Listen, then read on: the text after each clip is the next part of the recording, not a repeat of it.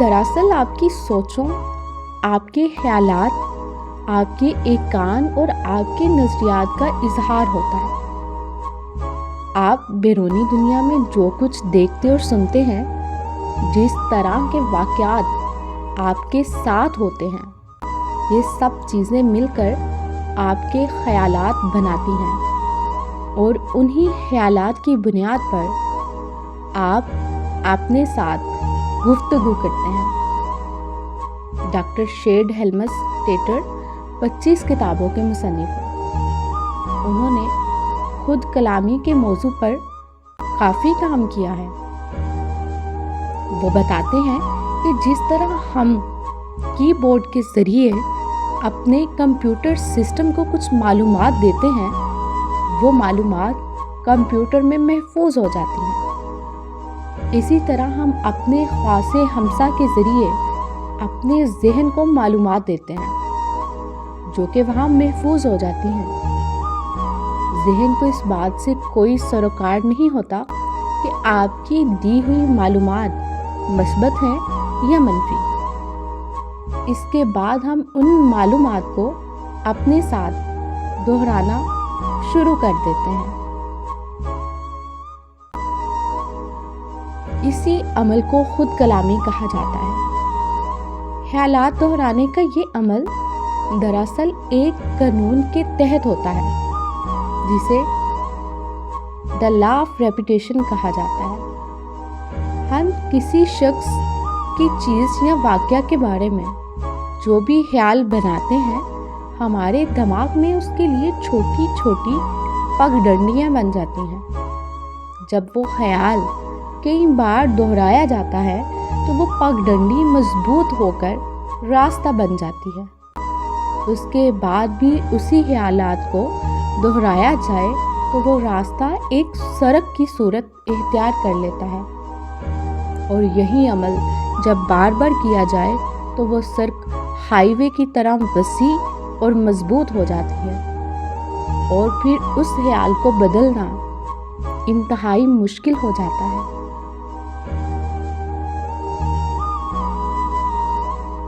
آپ کی اپنے ساتھ ہونے والی بات چیت آپ کے تحت الشعور سے ٹکراتی ہے، اور بار بار جب یہ عمل دہرایا جائے تو یہ گفتگو تحت الشعور میں جڑ پکڑ لیتی ہے، جسے ڈاکٹر شیڈ نے ہائی وے بننے کا نام دیا ہے۔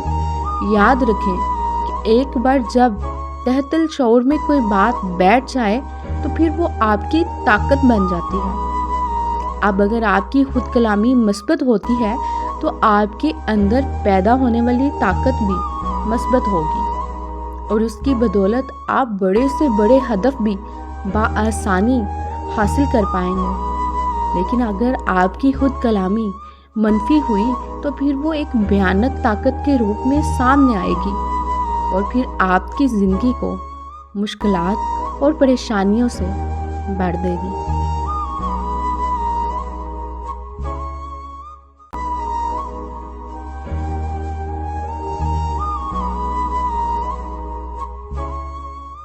تحقیق بتاتی ہے کہ جن لوگوں کا باطن مضبوط ہوتا ہے ان کی کارکردگی بھی دوسروں کی نسبت بہترین ہوتی ہے۔ یہ دراصل انسان کا امیون سسٹم ہوتا ہے۔ اس کی طاقت کا اندازہ آپ اس بات سے لگائیں کہ انسان جب ماں کے پیٹ سے باہر آتا ہے تو اس کے ساتھ مختلف قسم کی علائشیں اور جراثیم لگے ہوتے ہیں جن کی وجہ سے بچہ مر بھی سکتا ہے، لیکن اس کے مدافعاتی نظام کو یہ یقین ہوتا ہے کہ میں نے زندہ رہنا ہے، لہٰذا وہ ان تمام بیماریوں کا مقابلہ کرتا ہے اور انسان کو بچاتا ہے۔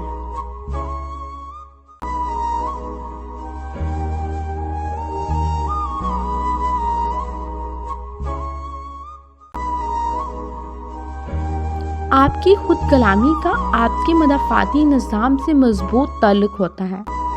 ڈاکٹر شیڈ بتاتا ہے کہ میں نے اپنی خود کلامی سے کافی نتائج حاصل کیے ہیں۔ ایک زمانے میں میرا وزن کافی بڑھ گیا تھا۔ اسے کم کرنے کے لیے میں نے خود کلامی کی مدد لینے کا فیصلہ کیا۔ میں نے اپنے چند جملے ریکارڈ کروائے اور انہیں سننے لگا۔ میں روزانہ جب شیف بنا رہا ہوتا تو پیچھے ریکارڈر آن کر دیتا۔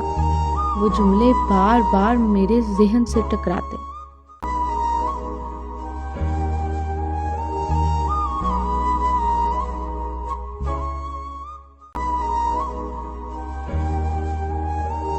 کئی دنوں کی مشق کے بعد میں نے اپنا وزن کروایا تو حیرت انگیز طور پر کافی کم ہو چکا تھا۔